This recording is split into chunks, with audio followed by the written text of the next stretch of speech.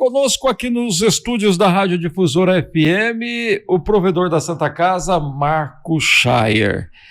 Ele vem para falar, evidentemente, do nosso principal hospital, né? Que está aí buscando, né, reconstruir a sua história. Marco Schaier, seja bem-vindo, bom dia. Bom dia, Cabreira, bom dia, Samuel, bom dia a todos os ouvintes da Rádio Difusora. É um prazer falar com vocês novamente, obrigado pelo espaço. Bom, vou começar falando com você, Marcos, sobre a notícia da semana passada, das novas máquinas para o núcleo de hemodiálise da Santa Casa. Há muito tempo a gente não tinha uma notícia em que a Santa Casa fazia um investimento para melhorar um serviço. Conta para a gente sobre essa novidade. Perfeito, Cabreira. Na verdade, é algo que a gente vem buscando há mais de 5 anos, né? Fazer a aquisição de máquinas de diálise e, infelizmente, a Santa Casa não tinha crédito na praça. Toda a história, as deveduras dela e etc. E a gente buscou emendas, mas era um recurso alto, as máquinas são caras.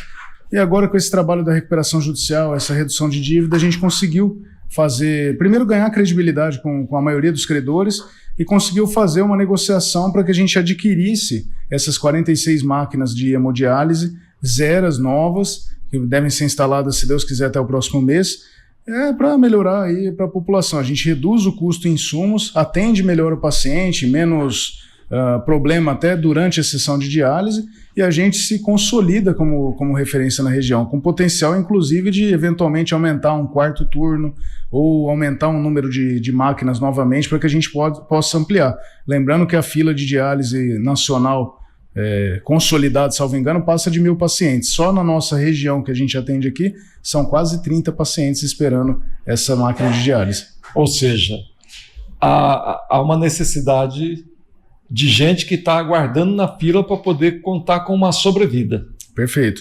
E a gente vê uma colaboração, eu tenho que ser justo sempre nos agradecimentos, não só as pessoas que doam, o nosso trabalho, a nossa equipe lá, conselho, etc., mas também, tanto o governo estadual quanto o governo federal, a tabela SUS paulista do governo estadual, nos deu um certo fôlego. A gente, obviamente, tem a parte da gestão, mas a gente conseguiu segurar dinheiro aqui, pagar melhor isso, economizar aqui, para poder ter recurso para fazer essa compra.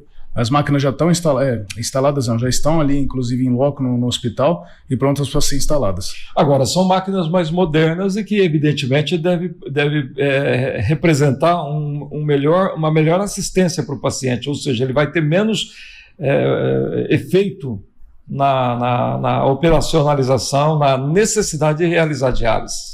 Perfeito, Cabreira. O paciente, na verdade, hoje, nossas máquinas têm mais de 25 anos, né? Não vou recordar o tempo certo, e com essas máquinas novas ele tem muito menos complicações. Então o paciente de diálise ele é um paciente muito sensível, ele acaba sendo um paciente grave, porque você imagina, você está literalmente tirando o sangue do corpo, filtrando e colocando de volta. Então tem parada cardíaca, tem alguma mais sujeito a infecção e outras N coisas que acontecem durante a sessão. A ideia, o projeto e a teoria da máquina nova é que isso reduza drasticamente. Então você dá um conforto muito maior para o paciente. Ressalto também, que eu esqueci de comentar, que a gente ia comprar 50 poltronas novas ali para diálise, né? A gente está assumindo esse serviço, o prédio está reformando, mas um dos senhores lá que fazem diálise com a gente está doando as 50 poltronas para a gente. Olha só. Bacana, né? É a lei da reciprocidade, né? Perfeito. Então, isso indica que ele tem ali uma assistência e ele devolve para a Santa Casa continuar prestando também assistência a quem precisa. Para mais 250 pacientes. Agora, conta para a gente sobre isso aí.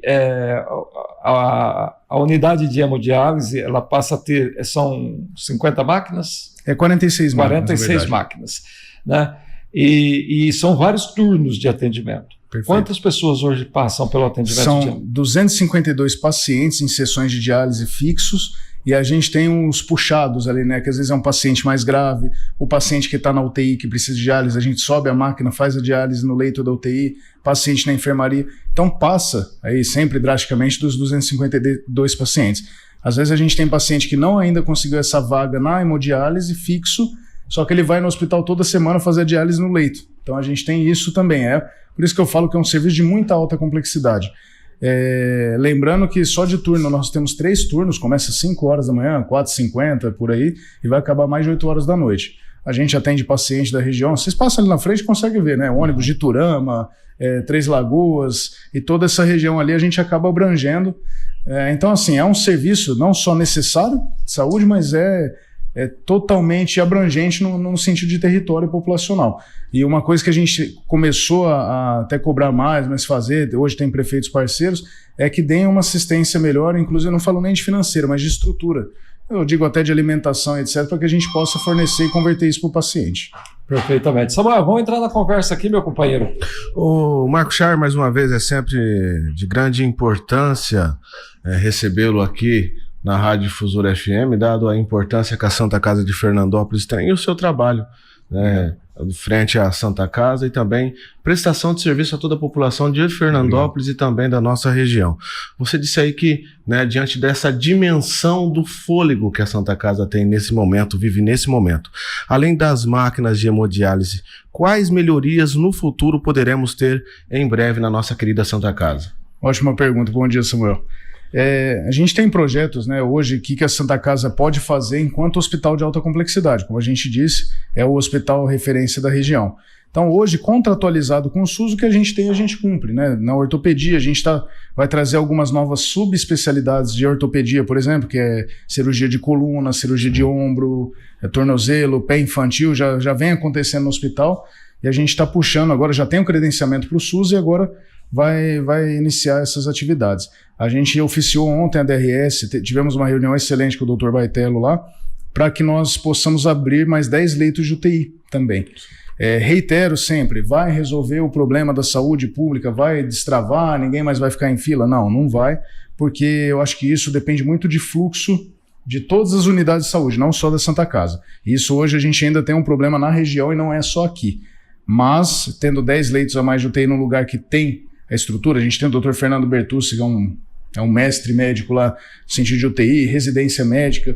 Então, é um serviço que a gente tem a capacidade e pode ampliar. E outros, né, eu sempre falo de sonhos que a gente tem, como UTI pediátrica e etc., mas hoje a gente vai focar principalmente nesse serviço que a gente consegue trazer os subespecialistas e ampliar. Lembrando que a gente está também pleiteando novas residências médicas, né, a gente já tem especialidades, forma cirurgião, forma ginecologista, forma pediatra, e agora a gente fez o pleito da residência médica da terapia intensiva, que é da UTI, que novamente a gente é uma referência disso, por que não? Da anestesiologia, para que ela volte, e a gente está pleiteando isso aí para 26 e para 2028 a gente está pleiteando também infectologia e urgência e emergência. Então, se Deus quiser, o projeto de longo prazo aí para o hospital é que cada vez mais referenciando na especialidade médica. O projeto IACOR, como é que está para credenciar isso? O IACOR essa novela, né? Vamos lá. A gente fez o pedido de hemodinâmica e cirurgia cardíaca, isso tem mais de 16 anos, né? Não é de hoje. Desde que a gente entrou, acho que vocês vão se recordar, época de Covid, foi tudo mais difícil, acabou. O IACOR foi sempre muito parceiro, já fazem um trabalho excelente lá, os meninos, o Dr. Rodrigo, o Dr. Rios e o pessoal de Rio Preto fazem já um trabalho de excelência. Então a gente tem toda a documentação, tem a produção, maquinário novo adquirido inclusive pelo IACOR, para que a Santa Casa possa credenciar esse serviço. Muito obrigado ao pessoal de lá. E agora, recentemente, foi pré-aprovado, no Ministério da Saúde. Então a gente conseguiu um caminho lá no Ministério, andou bem, fez toda a parte burocrática e agora está na mão do Estado fazer aquela reunião interpartite, governo federal e estadual, e uma vez aprovado lá, tende a caminhar dessa vez. Se Deus quiser, finalmente a gente vai acabar vendo essa hemodinâmica acontecer. Hoje eu acho muito difícil ela não acontecer, Cabreira, porque não tem mais onde colocar empecilho, não precisa de maquinário novo, tá tudo redondinho. Então, se Deus quiser, até o final do ano a gente deve ter uma boa notícia. Eu espero, estamos lutando para isso. Já demos um passo, então. Um pulo, um salto, na verdade. Um salto. Isso é bom. Muito bom. Quer dizer, já começamos, então, a trocar de casa, né?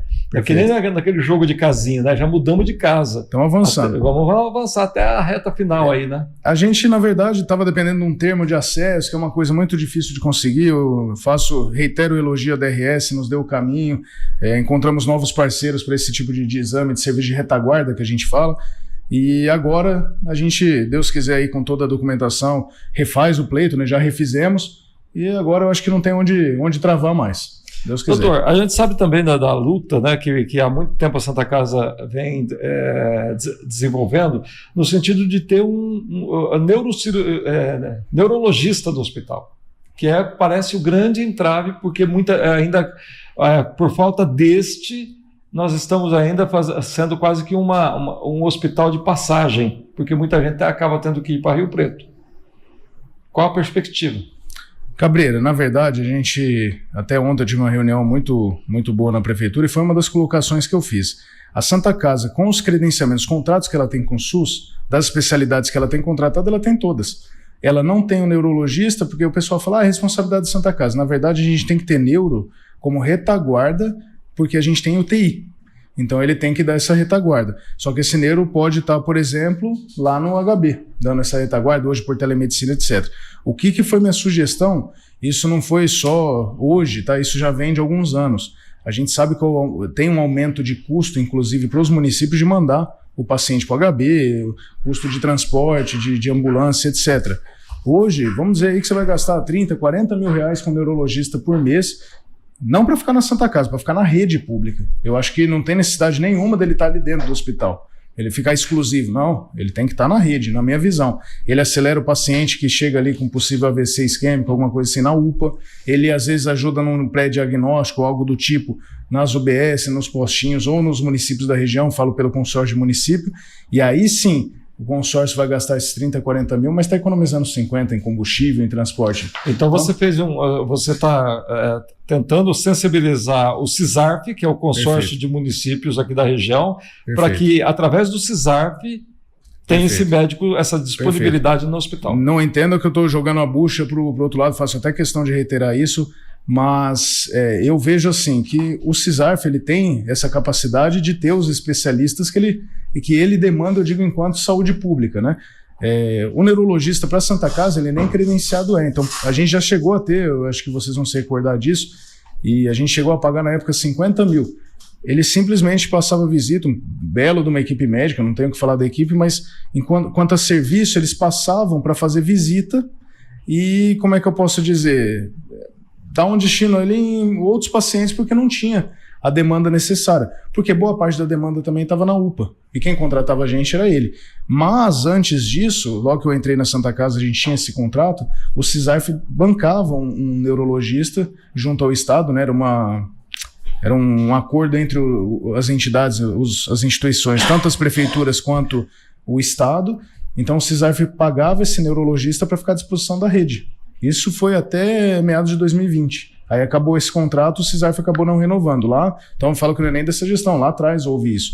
E esse neurologista, você não tinha problema tanto em 2020 ali para resolver esse paciente. Aí de 2020 final até hoje, a gente ficou acho que em 2022 com o neuro lá dentro do hospital, acabou sendo resolutivo para o paciente que estava no hospital, mas ele não é a maioria que precisa. Então, por isso que eu trabalho nessa sensibilização. Hoje, acho que a gente tem propriedade para falar isso para os municípios e falar, gente, não é que eu quero desvincular, mas não tem sentido, eu não tenho credenciamento do serviço, eu não vou receber por isso. E eu coloco para tapar apenas parte do buraco, enquanto a gente pode colocar na rede para atender uma gama maior de gente. E por que Fernandópolis não tem um credenciamento desse serviço?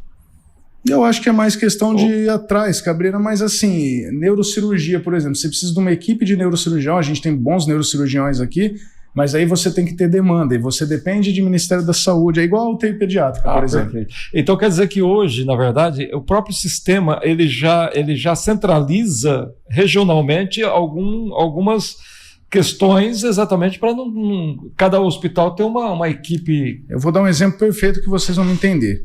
Nós no hospital hoje fazemos partos de alta complexidade, certo? A gente tem bebê gemelar, né, gêmeos, pélvico, que nasce sentadinho, então o risco é muito maior. Temos uma bela equipe obstétrica lá e a gente geralmente nasce com muito bebezinho precisando do quê? UTI neonatal. E nós não podemos ter, o Ministério da Saúde nega, porque temos em Jales e temos em Votuporanga. Então é num raio aí de 40 quilômetros para cima e para baixo. Então não tem, assim, a região já está bem servida na análise deles. Lógico, é uma análise friamente técnica, por isso que eu falo que às vezes isso não resolve, mas não estou olhando, peraí, aqui no hospital eu estou atendendo quantos partos eu faço por dia e quantos são de risco. Pelo menos 1, 2 por dia eu tenho de risco, então eu estou colocando 30, 40, 50 pacientes no mês. e aí eu não posso ter UTI neonatal. Então, esse é um dos exemplos. A neurocirurgia, talvez, vai fazer uma análise parecida e não é igual da hemodinâmica do IACOR. Hoje, o paciente que infarta e etc., vai até o HB SUS para fazer. Alguns hoje estão começando a ir para o Votuporanga, mas a maioria vai para o HB.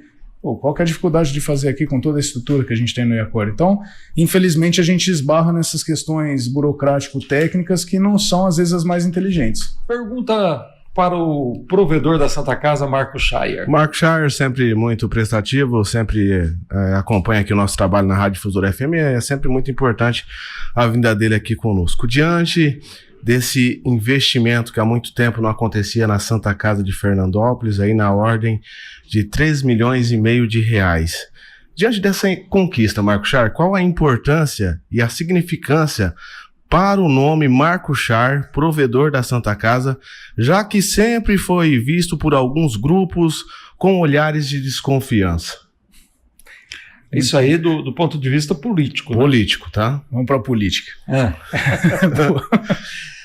Bom, na verdade eu acho que desconfiança ninguém precisaria ter, né? A gente sempre falou desde o começo, está aí para trabalhar e, na verdade, eu até arrisco dizer que se a gente tivesse um pouquinho mais de entrosamento, não digo hoje, não, eu falo de quando eu tô lá até hoje, e eu falo não só âmbito municipal, eu digo de todas as maneiras possíveis, a gente caminharia muito bem. Eu reitero em dizer, eu acho que vocês não vão discordar de mim, que a nossa cidade parece ter uma bruxa enterrada de ponta cabeça aqui, que tem muita gente que joga contra a cidade, não pensa... coloca sempre o Marcos, por exemplo, acima de outras questões, coloca hoje o prefeito João Cantarella acima de outras questões, coloca o vereador e tal, e esquece que a gente mora aqui, tá tudo no mesmo ambiente, então se isso aqui não dá certo para ninguém. Isso eu sou totalmente contra, bato na tecla, sou um defensor enfadonho dessa bandeira de que a gente mora aqui, deve amar o lugar que a gente ama e valorizar os nossos serviços. O que não tá bom, a gente tem que trabalhar em conjunto para melhorar. Então, respondendo a sua pergunta, Samuel, eu vejo que a partir do momento que a Santa Casa começa a se recuperar, ou a gente está falando de praticamente metade da dívida e hoje reduzida, sempre reitero, está 100% fora de perigo? Não, porque ainda tem muita dívida, é um negócio, a gente depende muito de fatores externos, depende muito de ministério, da parte da política lá em cima também, liberação de recursos, mas eu acho que assim, é importante enquanto Santa Casa, é importante enquanto gestão, e mostra, modéstia à parte, mas o trabalho sério que a gente vem fazendo. Eu acho que isso aí é um reconhecimento. Vídeo agora, a gente vai anunciar, se Deus quiser, semana que vem, né, Maria? As conquistas que a gente teve também com emendas parlamentares, não foram poucas, foi assim, uma quantidade bem decente que a gente vai converter tudo, graças a Deus, em melhoria. Então, eu acho que vem assim, Samuel, no sentido de reconhecimento de trabalho, eu falo até próprio. A gente não trabalha por isso, né? Paulada a gente toma o dia inteiro, é normal, faz parte. Eu me preocupo de estar ali, dar um atendimento bom para o paciente e caso não houve algo bom, que a gente tome atitude e resolva o problema. Eu acho que isso é a parte da gestão. Problema vai ter. Então é como você encara, resolve, sempre com a sandalinha da humildade. Eu acho que isso aí é o essencial para melhorar. Ontem o senhor comentou aqui que teve com o prefeito, numa reunião. Perfeito. Basicamente, qual foi o objeto da reunião? Aparar arestas, Cabreiro. Aparar arestas. Colocar pingo no i, união, a gente trabalhar. O João, como pessoa, enfim, como prefeito, nunca me distratou, a gente sempre teve uma boa relação, respeitosa. Tivemos aí situações políticas, vocês sabem, ano passado, mas eu acho que tanto eu quanto ele, a gente percebia que havia muitas pessoas, terceiros, trabalhando a favor do contra, trabalhando em prol da desunião. Jogando gasolina na fogueira. E uma gasolina assim numa fogueira que não existe. Então ontem foi uma reunião, eu sempre reitero, né, o trabalho da imprensa, a imprensa teve boa parte desse trabalho, né, nessa reunião para que ela acontecesse, e o João me convidou, fui até lá, e assim, foi sensacional, eu não esperava, eu não imaginava que ia ser uma reunião tão boa, a gente colocou todas as arestas, colocou melhorias para a saúde, possíveis, óbvio, eu dei a visão enquanto provedor, à frente de uma instituição que trabalha com saúde de alta complexidade, ele colocou outras questões e a gente foi se ajustando, colocou à disposição projetos, o que a gente pode trabalhar junto e desenvolver em prol da população. Então, assim, foi uma conversa, eu particularmente adorei. Tratei, aí eu falo por minha pessoa, de colocar finalizar algumas questões, pingos nos is em questões de politicagem, que terceiros, como o senhor disse, jogavam essa gasolina, para que a gente pudesse, então vamos desenvolver toda a nossa energia 100% nesse projeto Fernandópolis. Zerou dúvidas. Zerou. Eu acho que da minha parte, da parte do João também, estava o Marcos Mazetti junto na reunião, o Júlio Santana, eu acho que zerou. É o que eu falo, eu acho que eles também estão numa vidraça, né? A partir do momento que você está no Poder Executivo, você apanha de todos os lados e tem as coisas para melhorar também, tem as coisas boas, a gente tem que trabalhar de novo em prol da cidade. Eu vejo alguns vereadores, por exemplo, lógico, você tem as exceções, mas eu sei que tem vereador, porque eu acompanho bastante esse trabalho, que faz colocações, às vezes que parecem até um pouco duras, mas são colocações para melhorar. É o serviço, assim, como um todo. E eu acho que vai de todos nós, eu não falo só da classe política, não, de todos nós, saber absorver essas críticas e a gente desenvolver o trabalho melhor. Isso não é demagogia, acho que isso é necessário. Como eu disse, a gente já tem na cidade muita gente que joga contra a própria cidade. Tem que jogar a favor. Né? Tá na hora de passar uma régua nesse pessoal também. Ô Marcos, em que estágio estamos aí na questão da recuperação judicial? Ótima pergunta. A recuperação ela está no STJ hoje, né, no Supremo Tribunal de Justiça, discutindo lá o mérito. Então todo o plano foi aprovado, tá? Não sou advogado, mas eu vou tentar explanar um pouquinho da parte que eu entendo. O plano foi aprovado, a gente teve lá só um credor votando contra, os outros 400 e pouco a favor, um plano com deságio de 70%, foi um plano bom, então já economizou, etc.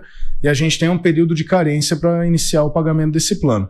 Mas enquanto o STJ está no julgamento, está no efeito suspensivo, esse prazo não começa a contar. Então, por hora, para a gente, enquanto Santa Casa, está ótimo, porque a gente recebe as emendas normalmente, certidões, faz o trabalho bem feito e a gente não se preocupa com outras questões de bloqueio e etc, que vocês sabem bem como que dava trabalho para a gente isso. Então, como é uma situação nova, até para a Justiça, Cabreira, é a primeira Santa Casa do Brasil a entrar nisso, você acaba entrando numa discussão até jurídica, não é nem sobre se a Santa Casa pode ou não fazer, que isso já foi definido, mas na discussão de como vai ser esse processo, como é o andamento dele. Então é novo para a gente, é novo para a Justiça, é novo para a Caixa, por exemplo, que é o maior credor bancário nosso.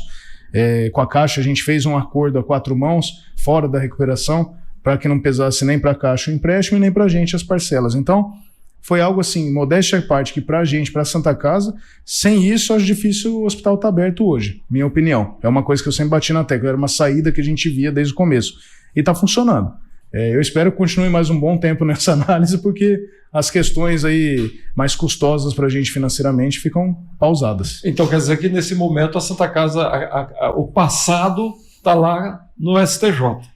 Congeladinho. Vamos dizer lá. Assim, isso. Né? Isso, perfeito. Enquanto isso, a Santa Casa vai se... Vamos tocar no serviço. E vai se, vamos dizer assim, se estruturando, melhorando sua musculatura para a hora que chegar essa definição, tá preparada. Perfeito, é o que eu sempre falei, Cabreira. Se a gente pudesse parar tudo que a gente deve, ou começar do zero, né, que isso infelizmente não é possível, e a gente conseguir ter um fôlego, acho que eu bati na tecla isso aqui, 5 anos a gente consegue andar, né? E realmente foi quando a gente conseguiu a recuperação, próximo aí dos 5 anos que a gente está ali, mesmo com Covid. Agora eu acredito que dessa melhoria, mais uns 2 anos aí de corpo, de estruturação, como o senhor disse, a gente vai conseguir ter caixa, né? Começa a guardar um pouquinho de dinheiro aqui, não que está sobrando, mas esse serviço a gente torna mais lucrativo, traz o serviço médico e dá mais dinheiro para o hospital, aí convênio particular, e a gente consegue honrar esses pagamentos do passado e os do presente. E aí a gente vai saindo da dívida, do sufoco devagarzinho. Bom, a gente sempre ouve aqui muitas questões ligadas ao chamado CROSS, que é a Central de Regulação. Né? E muitas vezes sempre tem aquela questão, o paciente está na UPA, a Santa Casa não recebe e aí fica aguardando. Como é que está essa questão aí da Central de Regulação? O que de fato acontece? Bom, vamos lá, Cabreira. Eu sempre uso esse exemplo. A Santa Casa ela tem 8 leitos de pronto-socorro. Ponto. Um deles é de estabilização, ou seja, ele não pode ficar lotado porque é o paciente baleado, acidentado, o paciente bem grave que você tem que estabilizar. Hoje, se você for lá no pronto-socorro nosso, tem em torno de 15 ou 16 pacientes. Isso é a média diária que a gente tem de paciente, é o dobro da capacidade, sempre, tá? E a gente sabe que UPA também é lotada. Se você pega os dados de 2018 e 2019 para hoje, eu digo na saúde pública, atendimento no pronto-socorro da Santa Casa, por exemplo, ele é em média 4 vezes maior. Então a saúde do Brasil inteiro, ela está sim, se sobrecarregando, e a estrutura ela é muito aquém. E lembrando que a gente está no estado mais rico aí da federação, talvez uma região, uma das melhores de hospital. Você tem Jales, Santa Fé, Fernandópolis, Votuporanga, e num raio aí, você está falando de 70, 80 quilômetros, 4 hospitais de ótima estrutura, de alta complexidade, e o HB mais um pouquinho para frente. Então, Santa Casa de Rio Preto, não tenho o que falar. Mas voltando, nós temos esse limite. E hoje você tem muita coisa ali no cross que às vezes poderia ser melhor preenchido, poderia ser melhor, como é que eu posso dizer, apontado, poderia ter um protocolo melhor, um fluxo melhor para agilizar a vida do paciente. O rapaz que está lá hoje, ele, que é o Eduardo, ele tem ido na Santa Casa, a gente faz reuniões conjuntas ali, se mostra bem à disposição assim, para tentar melhorar. Lógico que ele tem as outras questões até administrativas na UPA, que talvez ele não consiga mexer em tudo, mas assim, eu acho que tem muito a melhorar em relação a fluxo. E aí eu bato em outra tecla, é o que eu falei, não adianta abrir 10 leitos de UTI, abrir 50 leitos de enfermaria, que do jeito que você tem hoje de lotação, vai lotar no outro dia. Você tem que ter o fluxo do quê? Da saída do paciente. Então hoje eu tenho um grave problema disso aí, eu digo para a nossa região, até dessa regulação para a saída desse paciente. Então eu tenho um paciente ali que está de alta e às vezes ele espera, de Fernandópolis, que ele espera 2, 3, 4 dias para ir para casa, por algumas questões técnicas aí que na minha visão, o pessoal não precisava existir. É isso. Então esse cara acaba ocupando um leito que eu poderia estar subindo um paciente do pronto-socorro. E tem muita coisa que eu acho que poderia ser resolvidas em outras unidades ou outros serviços, que aí você não afoga nem UPA nem Santa Casa. De qualquer maneira, a abertura de leito ela é assim um tapa-buraco, mas não é a solução. A solução é fluxo e protocolo para que a gente possa girar. Lembrando, até para a população, a Santa Casa ela atende os casos de alta complexidade, né? Eles vêm regulados via SAMU ou UPA, recebe pacientes de Estrela do Oeste, Oroeste, Indiaporã, dos hospitais também, e a gente tem um médico regulador na ficha do Estado. Então o próprio Estado está monitorando essas fichas se há alguma, vamos dizer, o médico da Santa Casa por algum motivo não quer aceitar, porque a gente escuta muito isso às vezes, a Santa Casa não quer aceitar. Não é bem assim. A gente tem um fluxo interno, inclusive, de que se o médico ou a equipe não está acompanhando o cross, eles são advertidos e depois tirados da escala de plantão. Então, assim, ou faz resolver ou não serve para dar plantão ali. E todos qualificados, com certificação, ATLS, CLS, bem monitorados, e a ouvidoria chega. Então, eu acho que é muito mais uma questão de fluxo, essa gestão desse paciente, da entrada dele na unidade de saúde até a saída, do que necessariamente apenas abertura de leito. Lembrando, reitero, isso é um problema não só aqui. Só que você vai em outros hospitais da região, eles têm 6 leitos, por exemplo, de pronto-socorro, e 50 pacientes na UPA. Eles aceitam 6 pacientes no pronto-socorro e ponto. Eles falam, isso não é um problema nosso, é um problema do Estado.